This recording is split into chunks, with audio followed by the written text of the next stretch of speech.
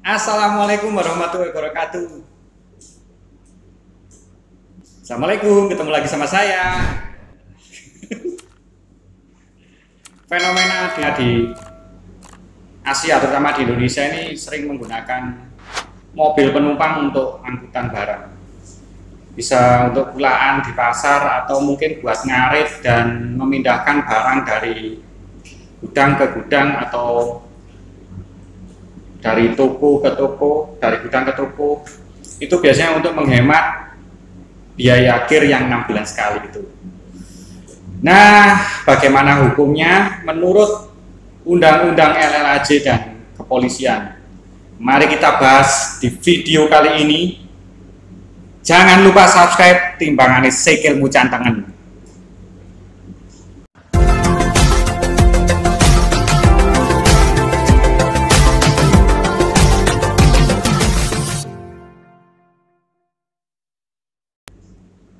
Oke, karena saya bukan orang hukum, saya akan mencoba mencarinya di Google.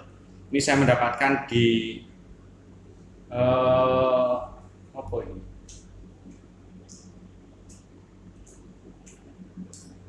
mhukumonline.com. Itu ada yang membahas tentang masalah ini, tentang hukum-hukumnya. Oke, kita bacakan saja. Pertama, untuk diketahui yang dimaksud dengan mobil penumpang adalah kendaraan bermotor angkutan orang yang memiliki tempat duduk maksimal 8 orang, termasuk pengemudi dan atau yang beratnya tidak lebih dari 3.500 kg. Nah, jadi kalau mobil penumpang yang tempat duduknya itu sudah 8, cukup untuk 8 orang termasuk pengemudi, itu sudah dikategorikan sebagai mobil penumpang. Sedangkan yang dimaksud dengan mobil barang adalah kendaraan bermotor yang digunakan untuk angkutan barang. Contohnya misalkan truk, pickup, atau black van, itu adalah mobil barang. Kita lanjutkan. Setiap orang yang mengemudikan kendaraan bermotor angkutan umum barang yang tidak mematuhi ketentuan mengenai tata cara pemuatan daya angkut dimensi kendaraan sebagaimana dimaksud dalam pasal 169 ayat 1 dipidana dengan pidana kurungan paling lama 2 bulan atau denda Rp500.000. Wow. Pilih mana, denda atau denda 500 atau kurungan 2 bulan? Denda. Kurungan lah rong wulan. Keimangan.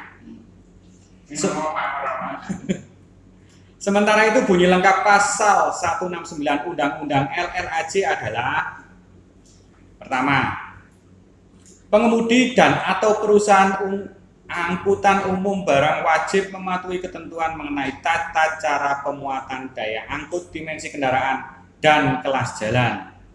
Yang kedua, untuk mengawasi pemenuhan terhadap ketentuan sebagaimana dimaksud pada ayat 1, dilakukan pengawasan muatan angkutan barang.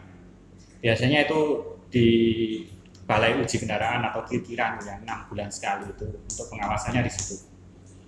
Yang ketiga, pengawasan muatan angkutan barang dilakukan dengan menggunakan alat penimbangan. Alat penimbangannya sebagaimana dimaksud pada ayat 3 terdiri atas A. Alat penimbangan yang dipasang secara tetap, atau B. Alat penimbangan yang dapat dipindah. Itu di Balai Uji itu ada timbangan juga, itu buat berat kendaraannya. Itu termasuk yang A, alat penimbangan yang dipasang secara tetap. Jadi ketentuan pada pasal 307 Undang-Undang LLAJ merupakan sanksi pidana bagi pengemudi dan atau perusahaan angkutan umum barang yang melanggar pasal 169 UU LLAJ. Itu jawabannya. Tapi jangan khawatir. Apabila Anda memakai kendaraan tersebut, kita di Indonesia masih bisa diakali, tapi jangan bilang-bilang. Bisa diakali. Bisa di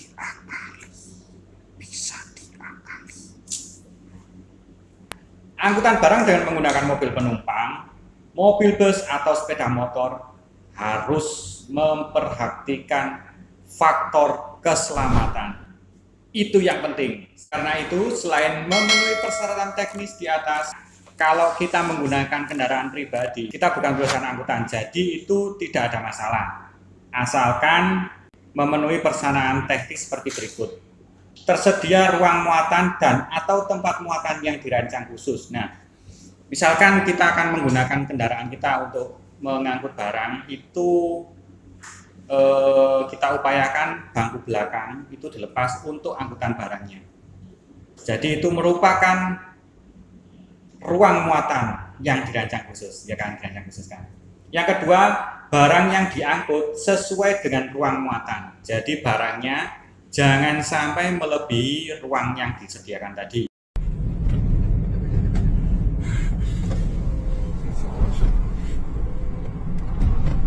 Jadi kalau kita menggunakan misalkan kendaraan mobil penumpang biasa, insya Allah nggak akan melebihi kapasitas muatannya ya, karena kan ada rangka frame yang membatasi ruangan itu. Nggak mungkin kan nanti barangnya nyundul mendur barang, sampai plafonnya di barang yo, teman-teman.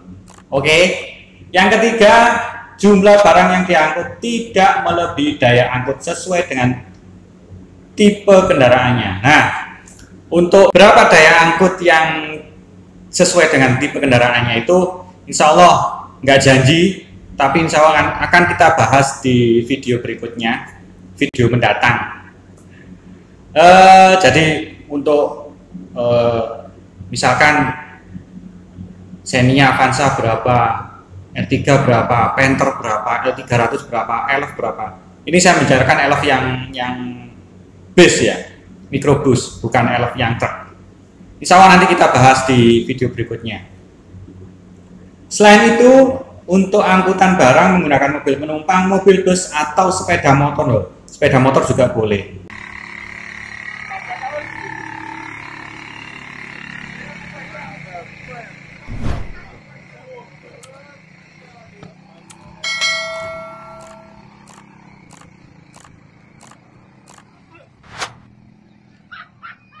Harus memperhatikan faktor keselamatan, safety first lagi. Oleh karena itu, selain memenuhi persyaratan teknis di atas, Anda wajib memperhatikan faktor keselamatan agar kendaraan tersebut tidak melebihi muatan dan beresiko kecelakaan lalu lintas. Jadi selama Anda memenuhi persyaratan tadi, Anda bisa menggunakan mobil penumpang jenis apapun untuk mengangkut barang. Tapi jika Anda didapati tidak memenuhi persyaratan pengangkutan barang dengan mobil penumpang serta tidak memperhatikan faktor keselamatan, maka hal ini akan merupakan suatu pelanggaran hukum. Akibatnya, penyidik kepolisian di bidang lalu lintas dan angkutan jalan berwenang menghentikan, melarang, atau menunda pengoperasian dan menyita sementara kendaraan bermotor yang patut diduga melanggar peraturan lalu lintas tersebut. Jadi intinya telu rek. Tersedia ruang, joburi dicopot, barang yang diangkut sesuai muatan, jumlah barang yang diangkut tidak melebihi daya angkut dengan tipe kendaraan. Nah, yang penting ketika kita mengemudi, kita masih punya ruang untuk gerak. Ganti persneleng, terus kaki-kaki itu direm, pedal rem, pedal gas, pedal kopling itu masih aman. Dan yang paling utama juga adalah spion di tengah. Spion di tengah.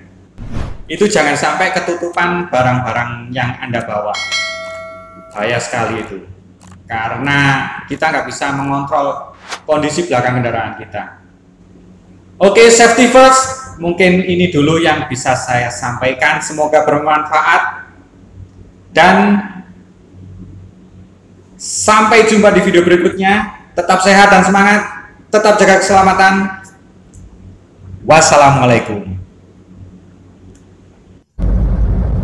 Jangan lupa subscribe. Mangan sing kemu cantengen.